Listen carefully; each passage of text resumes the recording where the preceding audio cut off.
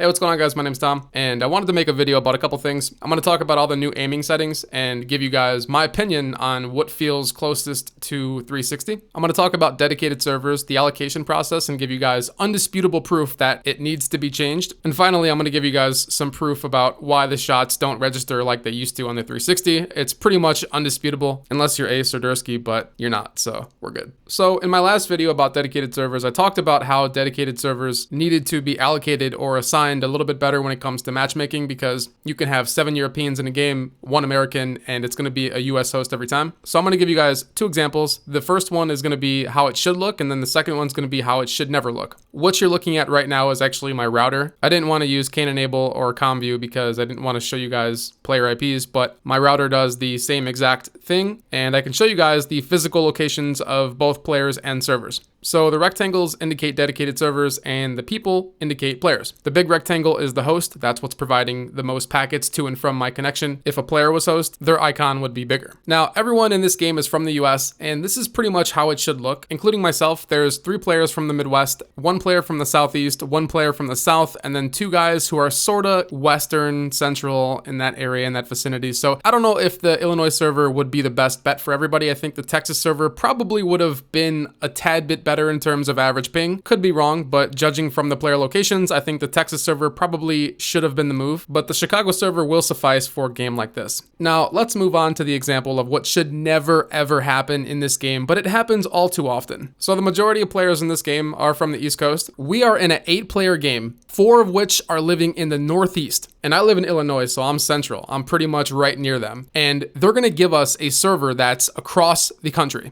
Now, according to my router, my traffic is being routed to Washington State. Now, the last time I checked, there was no active server in Washington State. However, there are servers that you can connect to that will route your traffic to the primary server, whatever server they're trying to put you on. So for example, if you can't connect to a specific host, like a specific server, so we'll just say the California server. If you can't connect to the Cali server, it'll connect you to a different server that can. So pretty much your latency is actually being raised by doing that, because instead of me connecting directly to the California server, now I'm connecting to Washington, then California. Now, depending on your location, ISP, and some other variables, this could actually lower your latency on some servers, but I would say for the most part, it's gonna fuck the majority of people. I mean, just look at the map. You have 4 people from the Northeast, and I live in Illinois, which is damn near East Coast. Now, even if one of the guys at the bottom of the map had a split screener on their team, you have 5 out of 8 people from this matchmaking game from the East Coast. So why are we being routed to Washington State? And if the California server, which I see it right there in California, if that's the server that we're playing on, that wouldn't make sense either. This is why you guys lag. The dedicated server allocation process has to be addressed at some point moving forward.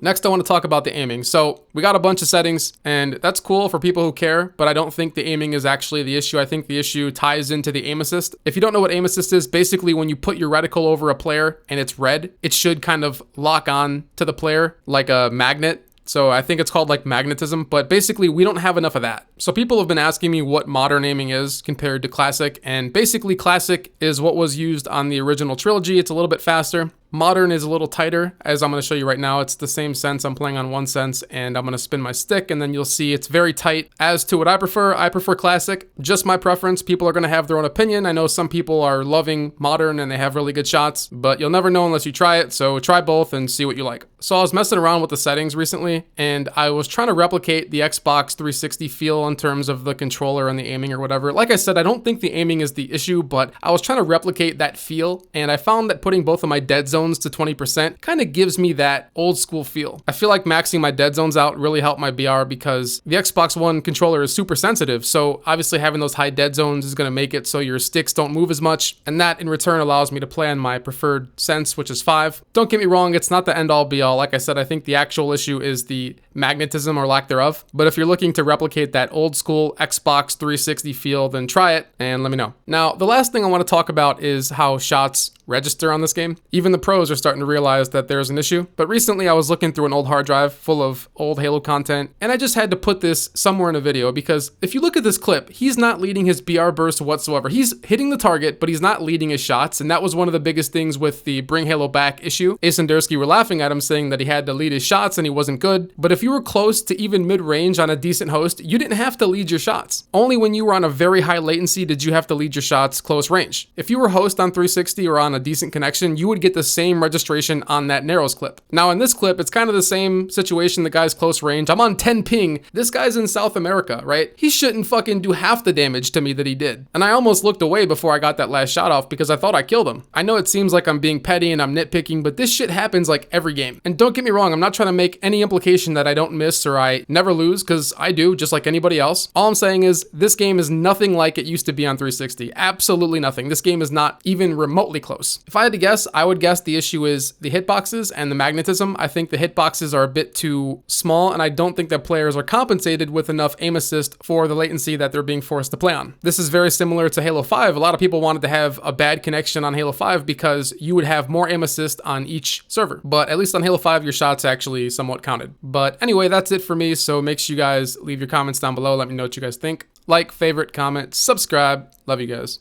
Peace.